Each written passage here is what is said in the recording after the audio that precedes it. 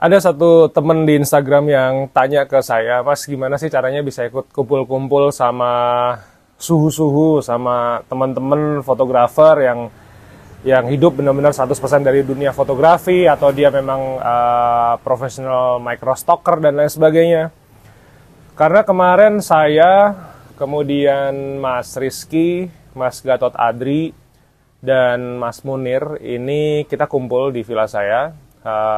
Sederhana, cuman menikmati secangkir Americano Ice.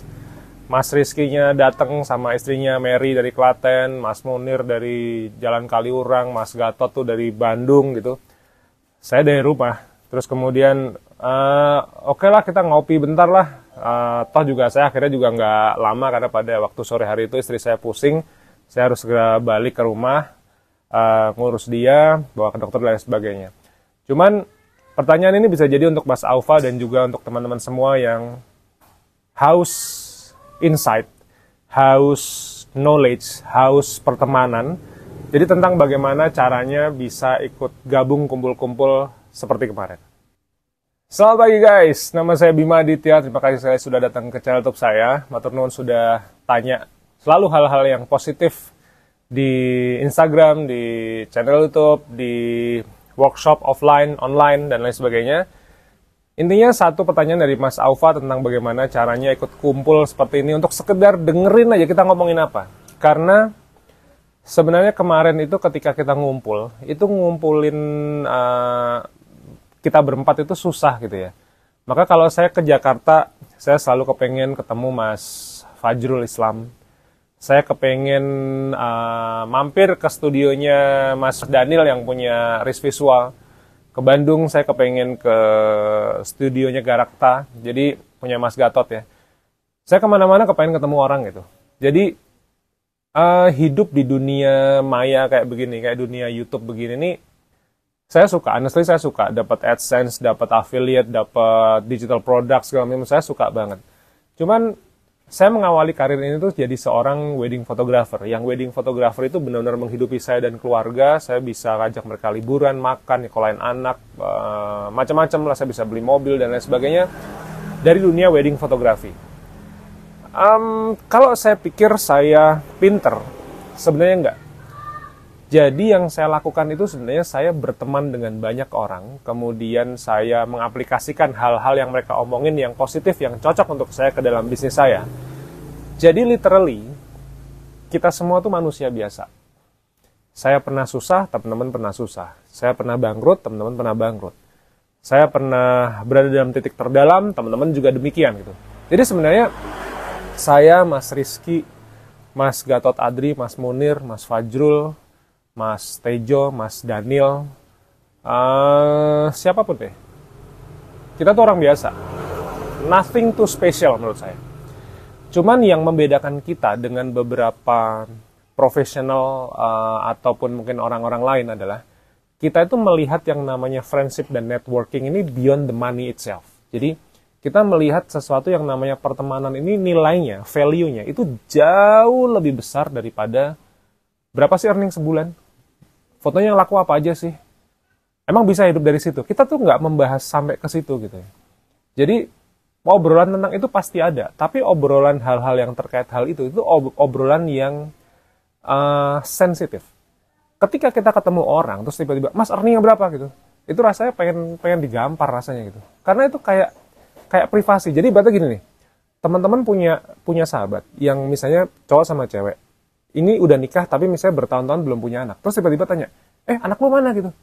Rasanya kayak pengen digampar tuh yang kayak begitu tuh. Nah itu hal-hal sensitif. Jadi hal-hal sensitif itu tidak bisa serta-merta ditanyakan, apalagi sama orang baru. Maka kalau ada yang tanya, Mas sebulan dapat berapa? Sebulan payout nggak? Saya malas gitu. Karena itu kelihatan banget level pendidikan dan level mannernya sangat rendah. Karena sekali lagi yang namanya agama, ras, suku bangsa, finansial itu sangat sensitif. Saya nggak berani tanya hal itu ke orang-orang yang baru ketemu gitu ya. Saya nggak berani karena itu nggak beretika sama sekali. Maka bedanya saya, teman-teman, dan mungkin orang-orang yang suka tanya secara frontal seperti itu, kami suka berkawan dan mungkin kalian di rumah tidak. Kalian taunya hanya tahu dari TikTok, Instagram, Facebook, no matter what it is. Kalian taunya cuma dari seperti itu. Nah, itu yang membedakan cara komunikasi kita. Kita hidup di dunia nyata. Mungkin orang-orang itu hidupnya di gua gitu. Jadi nggak pernah ketemu orang, tiba-tiba ketemu orang langsung frontal, jebret gitu. Nah, itu yang perlu diperhatikan. Lalu sekarang cara ketemunya gimana? Oke, saya mau cerita. Ada satu guru saya, dia guru di bidang internet marketing ya. Saya sangat kagumi orang ini. Karena bukan dari duitnya saya kagum. Walaupun akhirnya saya juga bisa lihat dia bisa beli BMW seri 4 Sport cash 1,4 miliar. Dia bisa bangun villa di Lombok apa kalau nggak salah. Berapa M gitu, cash. Terus dia rutin ngajakin anak istrinya ke keliling dunia. Nggak banyak. Paling keluar negeri itu bisa sekali setahun. Tapi kalau udah liburan kayak 2 bulan gitu. Dan jet set. Dia terbang ke London, bisa naik pindah dari island to island gitu, bisa sewa helikopter gitu. Terus dia sewa hotel-hotel yang hotel tuh kalau di Inggris ya, kalau hotelnya yang klasik-klasik itu harganya di atas $700 per night loh. Dan dia nginep kayak bermalam-malam gitu dan kayak santai, dia bilang gitu. Santai aja. Bim, lu kalau kasih fasilitas yang keluarga lu yang terbaik, dia bilang gitu. Jangan kayak orang susah lo, hemat-hemat buat istri, buat anak-anak lo gitu. Jadi hal-hal seperti itu yang membuat saya tertarik untuk dekat dengan dia. Sampai sekarang saya jadi sahabatan sama dia. Saya main-main sama dia, ngopi bareng, dia traktir saya traktir balik, gitu-gitu lah. Jadi udah kayak teman. Nah, kalau suatu ketika teman-teman kepengen nih masuk ke dalam satu circle apapun, di industri apapun, itu sederhana. Kalau dia buka workshop, ikut. Kalau dia makan bareng, ikut, usahain, ketemu, terus kemudian beramah tamah, itu yang saya lakuin. Saya di fotografi ya, saya berkawan dekat dengan mentor saya, namanya Pak Ricky Salim ya. Dia fotografer terbaik dunia, 20 fotografer terbaik dunia, tahun 2009 dan lain sebagainya, dan saya belajar sama dia 2012. Orang inilah yang ngajarin saya menembus market wedding fotografi di overseas. Overseas-nya benar-benar overseas. Kita berangkat ke luar negeri, kliennya orang bule juga, dan ini udah cross country. Kita nggak tahu itu klien datang dari mana. Namanya Ricky Salim. Sampai sekarang, saya sangat menghormati dia. Saya, respect, saya segan sama dia, karena orang ini yang merubah kehidupan saya. Nah, sosok si internet marketer ini juga merubah 180 derajat mindset saya tentang dunia digital. Bahwa dia bilang, Bim, lu tuh kalau misalnya cari duit dari dunia online, lu juga mesti bisa berbaur sama orang secara offline. Karena jangan sampai orang kayak dalam gua, begitu keluar terus mannernya nggak ada, terus dia tiba-tiba ngomong nyerocos yang nggak beretika. Lu jangan kayak begitu, jangan pernah lu jadi kayak begitu. Berbaur, berinteraksi, lu ada workshopnya lu ikut, lu ada pertemanan lu ikut, lu ke cafe lu ikut, segala macam. Dan usahain lu ngobrol. Ngobrolnya tuh juga usahakan ngomong gitu, ngomong eye contact dan lain sebagainya. Karena sebenarnya Mas Munir, Mas Rizky, Mas Gatot, seriously lah, Mas Fajrul ya, kami semua tuh orang-orang biasa. Mas Daniel, Mas Tejo, kami semua orang-orang biasa. Nothing too special. Jadi kalau yang kita obrolin tuh kadang-kadang, misalnya mungkin follower kita yang paling banyak tuh mungkin Mas Fajrul ya. Anda bisa percaya nggak? Yang namanya Fajrul itu ketemu di Instagram sama ketemu di kedai kopi sama, guys, sama. Saya saksi. Jadi saya waktu itu nongkrong ada teh tarik, kedai teh tarik tuh, saya bilang kita ngobrol ngalor ngidul. Saya respect sama dia, dia respect sama saya. Jadi kami semua itu tuh kan kenalnya dari sosial media, dari YouTube, dari Instagram, dari TikTok dan sebagainya. Cuman kami itu tidak mau persahabatan ini tuh jadi online friendship. Buat kita itu apa ya? For the sake of nothing, buat sesuatu hal yang nggak berguna gitu. Kita mau membuat ini menjadi, kita bisa salaman, kita bisa pelukan, kita bisa menyuguhkan kopi misalnya. Saya punya privilege karena saya punya villa sama saya punya cafe. Maka ketika saya ke Jogja, apa sih ruginya menjamu teman-teman saya, sahabat-sahabat saya yang bahkan baru pertama kali ketemu. Tadinya ngomen-komenan di Instagram, di YouTube, kemudian sekarang akhirnya ketemu. Apa sih ruginya saya traktir mereka gitu? Kebetulan privilege-nya saya punya cafe, saya punya villa, sehingga saya bisa menyuguhkan ke mereka. Cuman dulu, 10 tahun yang lalu sebelum ini terjadi, Saya nggak punya apa-apa gitu. Yang bisa saya lakuin cuman, Pak mau makan tahu tek nggak gitu. Harganya cuma 8.000 guys. Cuman saya tuh kepengen menjamu mereka, saya kepengen belajar sesuatu hal yang baik dari mereka. Sehingga saya dapat sesuatu yang lebih mahal daripada duit. So come guys, teman-teman yang kepengen kita bikinkan acara, buat gathering, kalau udah gathering jangan berharap sesuatu yang tiba-tiba teknis, ngomongin duit, ngomongin teori fotografi, jangan berharap loh ya. Kalau yang berharap seperti itu masuknya ke workshop, silahkan ikut workshopnya Mas Fajrul, Mas Rizky, Mas Munir, silahkan. Cuman kalau udah gathering, itu Anda bisa saya ajakin ngobrol tentang anaknya berapa mas, hobinya apa. Anda juga bisa tanya, mas, ngapain keputusannya tiba-tiba pindah ke Belanda gitu. Kadang sesuatu yang namanya gathering itu ya, itu materi pentingnya itu datangnya tuh kayak cuman setengah jam terakhir. Jadi materi gathering itu 90% itu non teknis. Jadi jangan berharap kalian datang mau kita bikinin acara sampai kalian harus bayar, atau kalian ayo datang ke kafe bayar sendiri-sendiri. Jangan berharap tiba-tiba earning saya sekian, motretnya begini. Jangan pernah tanyain itu. Karena kita udah muak dengan itu udah kerjaan kita tiap hari gitu. Tiba-tiba tanya segitiga exposure, ya boleh lah, cuman ya ntar dulu lah. Kenalan dulu, rumah di mana, terus kemudian hobinya apa, mungkin seneng ngajak anak istrinya kemana gitu. Udah ngomongin itu dulu, nggak usah yang serius-serius dulu. Serius-serius mulu tuh kayak orang susah tuh. Makanya kalau nanti teman-teman kepengen kita bikinin gathering, komen di bawah. Oke mas, saya mau gitu. Saya komit, saya kepengen datang, nanti saya bikinin.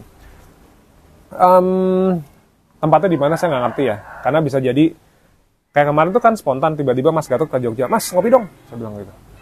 Begitu Mas Gatot bilang, oh ya saya hubungin Rizky juga, oh ya nanti si Rizky saya WhatsApp, terus nanti saya WhatsApp Mas Munir juga, udah kita datang bruk gitu, ngopi. Ngomongin apa coba? Ngomongin yang saya, Bim, kamu tuh kampungan banget lah pokoknya, desop banget, masa ngevlog jelasin fitur kamera pakai handphonemu, ditaruh direkamin kamera, wah lah itu jadul banget. Jadi kita ece-ecenan gitu, tapi itu terus akhirnya ngakak-ngakak bareng. Nah itu yang paling penting. Kalau cuman mas teknis motretnya gimana, mas earningnya berapa, mas ini kenapa saya gini. Jadi kalian tuh datang dengan bawa keluhan. Nah kita tuh malas ketemu orang yang ngeluh-ngeluh kayak begitu guys. Makanya kalau teman-teman mau silahkan komen di bawah. Nanti coba ya, ini coba saya ngomong ke Mas Munir, saya ngomong ke Mas Fajrul, Mas Gatot, Mas Rizky, Mas Tejo, Mas siapa lagi, Mas Daniel misalnya, Mas gimana kalau misalnya kita bikin gathering. Tapi lokasinya nggak ngerti ya. Karena gathering kayak begini nih, dulu saya pernah datang gathering di Bandung. Saya relain, saya terbang ke Bandung, zaman dulu masih pakai merpati, masih ada merpati ke Bandung gitu ya. Saya datang ke Bandung hanya untuk gathering guys. Karena kadang-kadang yang dibutuhkan tuh bukan gimana caranya motret, gimana caranya earning, bukan. Gimana itu pola pikir orang-orang itu bisa hidup 100% dari dunia fotografi. Dan kemudian dia bisa having fun di dunia fotografi. Ngidupin anak istrinya, nyekolahin, ngajakin liburan, beliin rumah, beliin mobil. Ini dari dunia krek gitu guys. Itu yang lebih penting. Bukan masalah earningnya dapat berapa, ini dapat berapa. Aduh itu, sorry ya, kampungan banget yang begituan. Karena itu biasanya orangnya hidup di gua tuh. Nggak pernah temenan tuh. Temenan juga kayak, mungkin bukan true friendship gitu ya.